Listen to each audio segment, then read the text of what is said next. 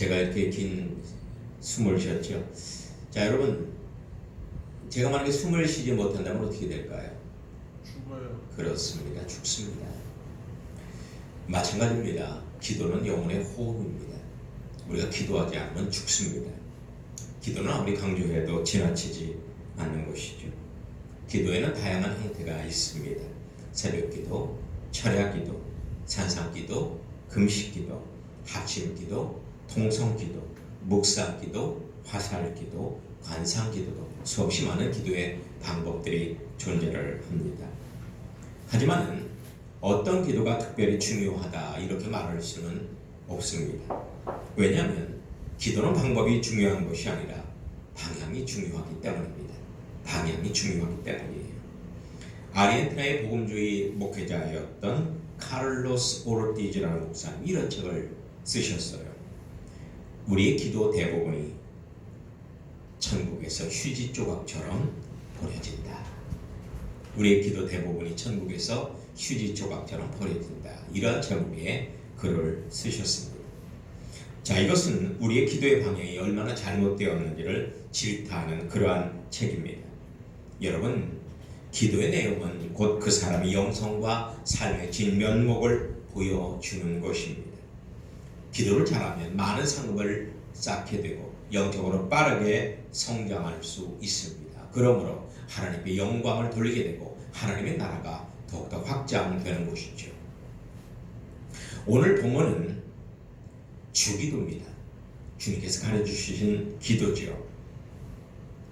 우리 기독교인들에게 가장 상식적인 기도입니다.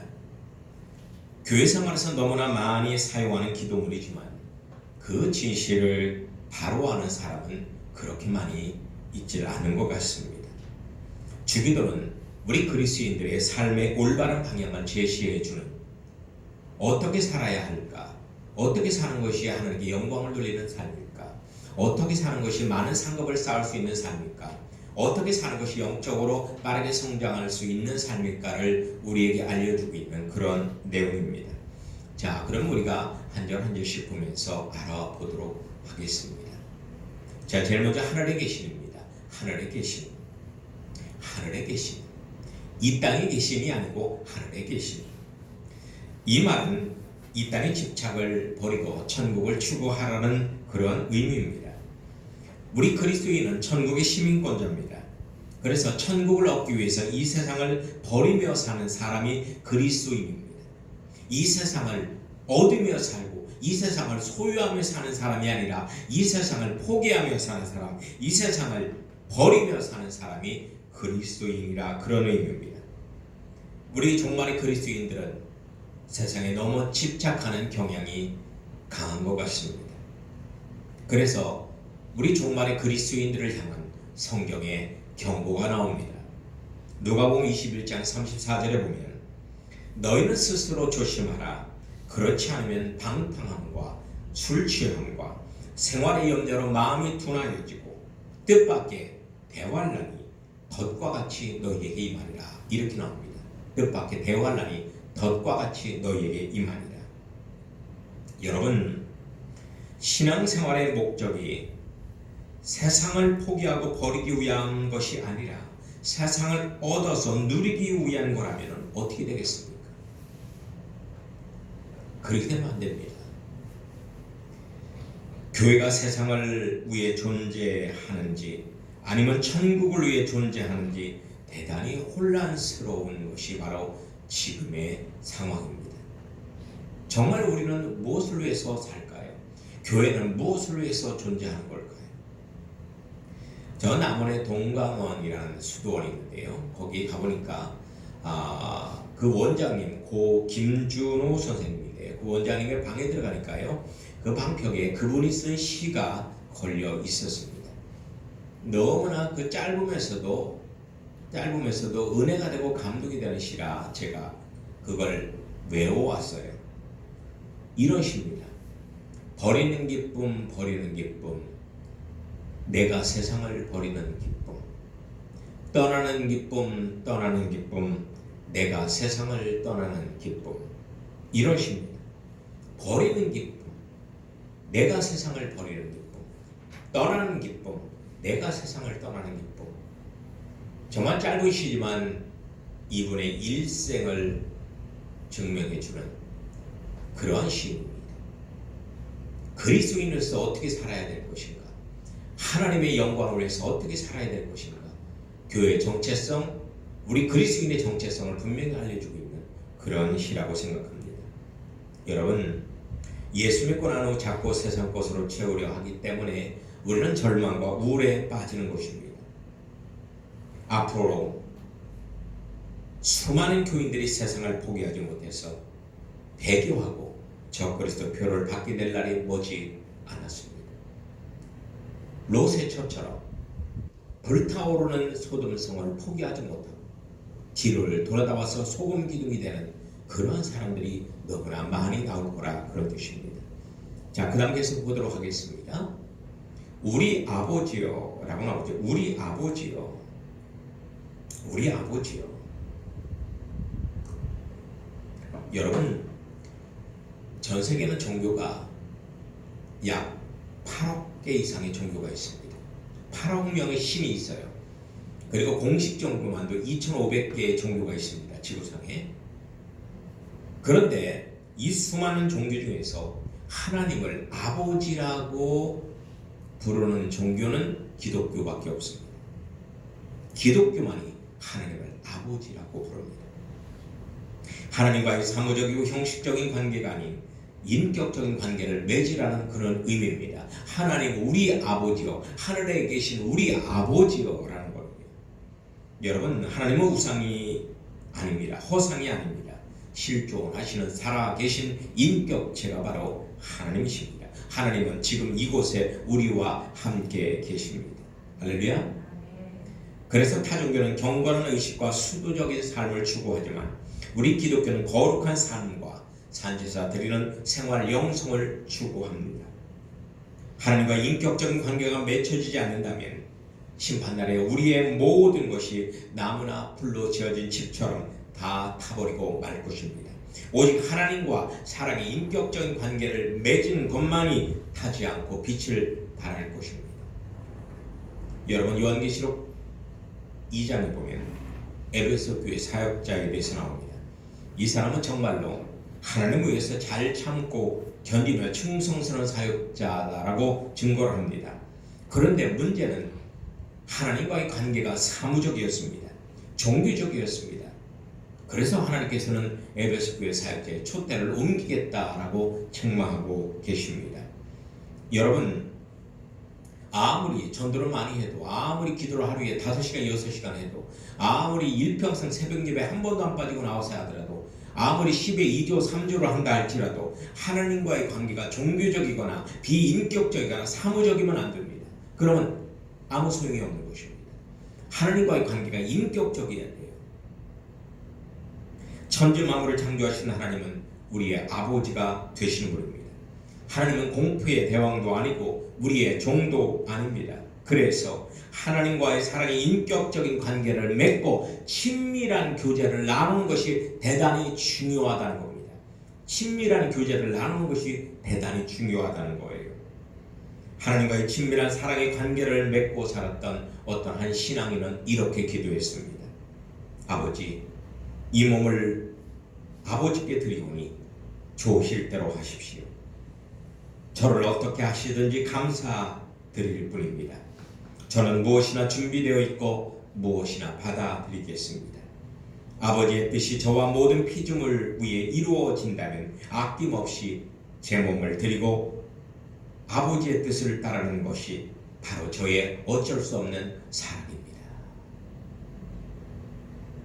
마음에 좀 이 기도를 들으면서 여러분 마음에 좀 어떤 느낌이 드십니까? 여러분들은 과연 이런 기도를 하고 계십니까? 사르르도 후꼬라는 사람이 쓴 시입니다. 그리고 그 다음을 한번 보도록 하시겠습니다. 이름이 거룩히 여김을 받으시오며, 그렇게 나오죠. 이름이 거룩히 여김을 받으시오며. 여러분, 하나님의 인격적인 이름이 뭘까요? 성경에서 우리에게 분명하게 증거하고 있는 하나님의 인격적인 이름은 예수입니다. 예수가 여호와 하나님, 삼위일체 여호와 하나님의 인격적인 이름이 예수입니다. 우리는 마땅히 예수의 이름을 찬양하며 높여야만 합니다. 10계명 중 3계명이 여호와이신 예수님의 이름을 망령되이 일컫지 말라라고 나옵니다. 여호와이신 예수님의 이름을 망령되이 일컫지 말라. 모든 이단 자들은 예수님을 단순한 사람으로 보지 하나님으로 보지 않습니다. 그래서 예수님을 실패자로 철저히 폄하시킵니다. 역사상 예수님의 이름을 가장 망령되이 폄하한 인물이 바로 적그리스도입니다. 요한계시록 13장에 나오죠. 이르고 말이 열불짐승인 적그리스도가 하나님이신 예수님의 이름을 회방한다라고 분명히 증거하고 있습니다. 여러분, 세상에는요, 예수님의 이름을 가지고 사기치고 악용하는 간증자나 목사나 선교사들이 너무나 많은 것이 마음이 아픕니다. 우리는 예수 이름을 팔아먹는 약장수가 되어서는 안 됩니다. 우리 그리스도인의 정체성은 세상의 빛이고 세상의 소금입니다. 세상의 빛이 되어 예수님을 증거하고 세상의 소금이 되어 예수님을 느끼게 해주는 것입니다. 우리의 행실을 보고 세상이 회개하게 만들어야 합니다. 우리의 행실을 보고 방황하는 세상이 의미를 갖게 만들어야 합니다. 저 이탈리아의 아시시의 프란치스코는 평생 맨발에 담보로만 입고 살았던 평신도인데 일상에서의 그의 언행이 얼마나 온유하고 겸손한지 프란치스코를 보는 아시시 사람 모두가 그를 보고 회개했다고 전해지고 있습니다. 과연 여러분의 남편이, 여러분의 아내가, 여러분의 자식이, 여러분의 이웃이, 여러분의 만나는 모든 사람이 여러분이 하는 말, 여러분의 짓는 표정, 여러분 하는 행동을 보고 얼마만큼 그들은 진리를 알까요? 얼마만큼 예수를 볼까요? 얼마만큼 예수를 느낄까요? 내 자신이 가장 확실한 전도 도구임을 잊어서는 안 됩니다. 그 다음을 한번 보시겠습니다. 나라 임하옵시며 이렇게 나옵니다. 나라 임하옵시며 영원한 영계의 천국이 일시적이나마 이 땅에 임한 것이 바로 요한계시록 20장에서 증거하는 천년 그리스도 왕국, 천년 메시아 왕국입니다. 이 천년 메시아 왕국은 예수님이 왕이 되어 다스리는 그러한 나라입니다. 이 나라를 사모하라는 것입니다. 천년 메시아 왕국은 7년 대환란이 끝난 후에 예수님께서 지상 재림에서 만들게 될 실제적인 세계입니다. 실제적인 세계예요. 우리는 사탄이 왕이 되어 다스리는 현재의 세상 나라에 안주해서 살면 안 됩니다. 속히 예수님의 그 나라가 도래하도록 사모하며 준비해야만 하는 겁니다. 예수님의 그 나라가 오기 전에 반드시 7년 대환란이 앞에 있기 때문에 이 말은 곧 종말론적인 재림 대망신앙을 가지라는 거예요. 종말론적인 재림 대망신앙을 가지라는 것입니다. 자, 그 다음은 한번 보도록 하시겠습니다. 뜻이 하늘에서 이룬 것 같이 땅에서도 이루어지이다, 이렇게 가르치고 있습니다. 뜻이 하늘에서 이루어진 것 같이 이 땅에서도 이루어지이다. 여러분, 하늘나라인 천국은 오로지 하나님의 뜻대로만 이루어지는 빛의 나라입니다. 하나님의 빛이 우리들의 삶 구석구석에 비추어져서 천국처럼, 천국이 그 빛의 지배를 받듯이 이 땅에 사는 하나님의 백성들도 하나님의 빛의 지배를 받아야 합니다. 우리는 하나님의 빛에 이끌려야 합니다. 그래야만, 그리고 빛에 이끌려서 어둠을 몰아내야만 하는 것입니다. 우리 삶 속에 가득한 교만한 어둠, 포악한 어둠, 게으름, 음란한 어둠, 아집적인 어둠, 질투의 어둠, 거짓의 어둠을 빛으로 몰아내야만 합니다. 빛으로 몰아내야 돼요. 온유의 빛, 겸손의 빛, 순결의 빛, 인내의 빛, 희생의 빛으로 몰아내야만 하는 것입니다. 바울은 이렇게 우리에게 권면합니다. 로마서 12장 2절에 보면 이 세상을 본받지 말고 마음을 새롭게 함으로 변화를 받아 하나님의 뜻을 분별하라, 이렇게 우리에게 권면하고 있습니다. 그 무엇보다 우선시 되어야 할 것은 바로 하나님의 뜻입니다. 하나님의 뜻이 우선시 되어야 돼요. 이 하나님의 뜻은 우리 헌신을 통해서 실현되는 것입니다. 여러분, 우리 대한민국은 아주 특별한 나라입니다. 왜냐? 하나님의 뜻 가운데서 세워졌기 때문입니다. 1948년 이승만 장로님은 기독교 입국론의 기치하에 대한민국을 건국했습니다. 즉 하나님의 뜻이 온전히 실현되는 국가가 될 목적으로 대한민국을 건국했단 말입니다. 사탄의 왕국인 북한과는 달리 하나님의 뜻이 온전히 실현되는 신의 도성을 만들기 위해서 대한민국을 건국했고, 건국때 기도로서 국회에서 기도를 함으로 해서 대한민국이 시작되었습니다. 우리는 이것을 알아야 합니다. 그래서 대한민국이 축복을 받는 것입니다.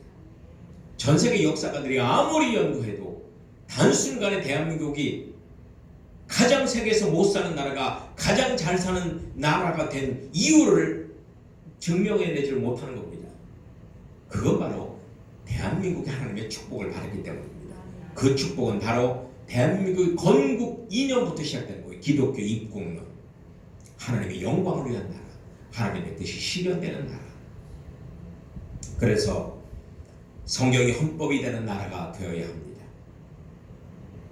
모든 정치인이 기도하는 나라가 되어야 합니다. 전 국민이 하나님을 경외하는 나라가 되어야 합니다. 그래서 대한민국은 헌법위원회 모든 의원이 목사님이 되어야 돼요. 그래서 성경을 통해서 헌법을 해석해야 합니다. 그런 나라가 대한민국입니다. 그 다음에 오늘 우리에게 일용할 양식을 주옵시고 라고 나옵니다. 우리에게 일용할 양식을 주옵시고, 우리는 하루 먹을 양식을 구하고 주심에 만족하고 감사해야 합니다. 우리가 불평하는 것은 평생 먹을 양식을 구하기 때문에 그렇습니다. 하나님께서는 그 하루에 필요한 양식을 반드시 주십니다. 여러분, 저는요 30대 중반까지 노숙자로 살았습니다. 20대부터 30대 중반까지 거의 10년 이상을 노숙자로 살았어요. 그런데요, 단 한 번도 하나님께서 일용할 양식을 주지 않으신 적이 없었습니다. 제가 의도적으로 금식하기 위해서 안 먹은 적은 있어도 제가 먹고자 하는데 하나님께서 일용할 양식을 주지 않은 적이 없었습니다. 저는 단 한 번도 영양실조에 걸린 적이 없습니다. 그 이후로도 목회하면서 너무나 힘들었죠. 정말 물질과는 거리가 먼 그런 개척 목회의 삶을 살았습니다. 하지만 하나님께서는 단 한 번도 일용할 양식을 주지 않은 적이 없었습니다. 매일마다 만나를 내려 주셨습니다. 우리는 그것을 믿고 살아야 합니다. 오늘 일용할 양식이 있으면 만족하십시오. 그리고 내일 일은 내일 걱정하셔도 됩니다. 내일 또 하늘에서 만나가 내릴 것이기 때문입니다. 때로는 어떤 그리스도인들에겐 일용할 양식 이상의 풍족한 양식을 주실 때도 있습니다. 이런 잉여 양식은 알아야 합니다. 결국 내 것이 아닙니다. 내 것이 아닙니다. 남의 일용할 양식을 채워주는 사랑의 실천을 실행하라고 주시는 양식입니다. 나에게 일용할 양식 이상이 있으면 이것은 내 것이 아니기 때문에 반드시 이것 가지고 남을 도와야 합니다. 잉여 양식을 자기만을 위해서 쓰려고 한다는 것은 바로 우리가 도둑이 되는 것입니다. 하나님의 것을 도둑질하는 도둑이 되지 말고 일용할 양식에 만족하면서 나에게 남는 것은 남을 위해서 봉사할 줄 아는 그런 사람이 되시기를 예수님의 이름으로 축원합니다. 그 다음 한번 보시겠습니다. 우리에게 죄 지은 자를 사하여 준 것 같이 우리의 죄를 사하여 주옵시고 라고 증거합니다. 여러분, 기독교는 은혜의 종교, 긍휼함을 주는 종교입니다. 그런데 우리는 받는 것에 너무나 익숙해요. 그러다 보니까 주는 것에는 인색합니다. 받는 것에는 익숙하고 주는 것에는 인색합니다. 우리는 하나님께 받은 만큼 남에게 주어야 합니다. 우리가 주님의 긍휼함을 받기 전에 먼저 타인에게 긍휼함을 베풀어야 합니다. 타인에 대해서 원한과 원통함을 품어서는 안 됩니다. 하나님께서 한량없이 우리를 용서해 주신 것 같이 70번씩 7번이라도 용서해 주어야 합니다. 할렐루야. 여러분, 부부간에 화목하게 행복하게 살 수 있는 비결이 뭔지 아십니까? 용서입니다. 용서. 여러분, 사랑의 감정은요, 결혼하고 한 달도 못 갑니다. 사랑의 감정이 사그러지고 말아요. 남자와 여자 전혀 다른 그런 본성을 가진 두 인격체가 만나서 화목하게 살려면, 행복하게 살려면 다른 거 없습니다. 무조건 용서입니다. 무조건 용서입니다. 그러면은 행복하고 화목하게 살 수 있습니다. 아무리 남성이 여성을 이해하려고 이해 못합니다. 여성이 남성을 아무리 이해하려고 이해 못합니다. 합리화 논리를 버리고 예수님의 사랑, 예수님께 십자가에서 아낌없이 나를 이해하지 않고 용서해 주신 것처럼 무조건적으로 용서할 때 가정에는 화목이 깃들고 행복이 깃드는 것입니다. 할렐루야. 하나님 우리를 한량없이 용서하신 것 같이 우리 모두도 우리 가족들을 그리고 우리 이웃들을 사랑하고 용서하시기를 예수님의 이름으로 축원합니다. 그리고요, 우리를 시험에 들게 하지 마옵시고라고 나옵니다. 우리를 시험에 들게 하지 마옵시고, 이것은 시험을 경계하라는 것입니다. 여러분, 우리가 시험에 들면 마음이 어두워집니다. 우리가 부정적으로 변하게 됩니다. 분별력을 상실하게 됩니다. 소위 영적 바이러스에 걸리는 거예요. 영적 바이러스에 걸리는 거예요. 우리가 시험에 들면 사탄에게 무방비 상태가 되는 것입니다. 시험은 모든 사람들이 빠질 수 있는 것입니다. 성경에 보면 엘리야도 시험에 들었고 베드로도 시험에 들었고 세례 요한도 시험에 들었습니다. 하물며 우리가 시험에 드는 것은 당연한 것일지 모릅니다. 그래서 성경에서는 섰다 하는 자는 넘어질까 조심하라라고 증거합니다. 우리의 죄성과 연약함과 무지와 아집으로 우리는 시험에 들기 때문입니다. 그래서 자신의 연약함을 늘 절감하고 늘 주님의 보호를 구하는 방어 기도를 해야 합니다. 주님의 보호를 구하는 방어 기도를 하고 이 방어 기도를 해서 성령으로 우리를 코팅한 다음에 사람을 만나고 사업을 하시기 바랍니다. 그리고 마지막으로 다만 악에서 구하시옵소서라고 주님은 우리에게 기도를 가르쳐 줍니다. 다만 악에서 구하시옵소서. 여러분, 성경적인 악이란 무엇일까요? 성경적인 악이란 하나님으로부터 내가 독립해서 왕이 되어서 내 정욕을 추구하며 사는 삶, 이기적인 삶을 악이라고 성경은 증거합니다. 하나님의 뜻을 구하지도 않고 알면서도 무시하고 사는 이기적인 삶입니다. 악에는 용서받을 수 있는 악이 있고 용서받을 수 없는 악이 있습니다.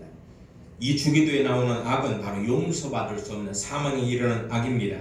이 악의 수렁은 지옥과 연결이 되어 있습니다. 이 악의 수렁에 카인이 빠졌습니다. 사울이 빠졌습니다. 가룟 유다가 빠졌습니다. 7 집사가 빠졌습니다. 그들은 전부 다 지옥으로 향했습니다.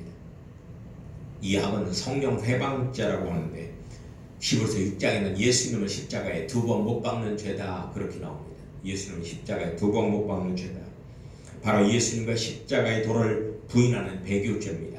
예수님과 십자가의 도를 부인하는 배교죄입니다. 이런 죄를 짓는 사람들 바로 이단에 빠지는 사람들이에요. 이단에 빠지려면 반드시 예수님을 부인해야 합니다. 십자가의 도를 부인해야 합니다. 그래야 이단에 빠져서 활동할 수가 있습니다. 이단에 빠지는 사람들 바로 이런 사람입니다. 대환란 후 3년 반에는 최대 이단 교주가 나옵니다. 바로 일곱머리 열불 날린 짐승 적그리스도입니다. 이 적그리스도가 표를 받게 합니다. 이 표가 있어야지 살 수 있습니다. 상거래를 할 수가 있습니다. 은행을 갈 수 있어요. 병원에 갈 수 있어요. 슈퍼에 갈 수 있어요. 이 표를 받아야지 내 집에 그대로 살 수 있습니다. 내가 갖고 있는 것도 유지할 수 있습니다. 그러나 이 표를 받지 않는다면 모든 것이 정체됩니다. 내가 갖고 있는 거 다 뺏기고 직장에서도 쫓겨납니다. 아무리 아파도 병원 갈 수 없습니다. 그리고 슈퍼에도 갈 수 없습니다. 그래서 사람들은 이 표를 받게 될 것입니다. 그런데 이 표를 받게 되면 요한계시록 14장에 보니까 영원히 고통받는 지옥불에 떨어질 거다 증거합니다. 악에 빠지는 것입니다. 버림받는 것입니다. 우리는 이런 악에 빠지지 않도록 항상 기도하면서 살아야만 할 것입니다. 할렐루야. 할렐루야. 이렇게 주님께서 가르쳐 주신 이 주기도에는 이렇게 여러 가지 많은 우리의 삶의 올바른 방향을 제시하는 그러한 말씀입니다. 단순히 기도문으로 형식적으로만 읽지 마시고 이 기도의 정신을 가지고 사시는 여러분이 되기를 예수님의 이름으로 축원합니다. 할렐루야.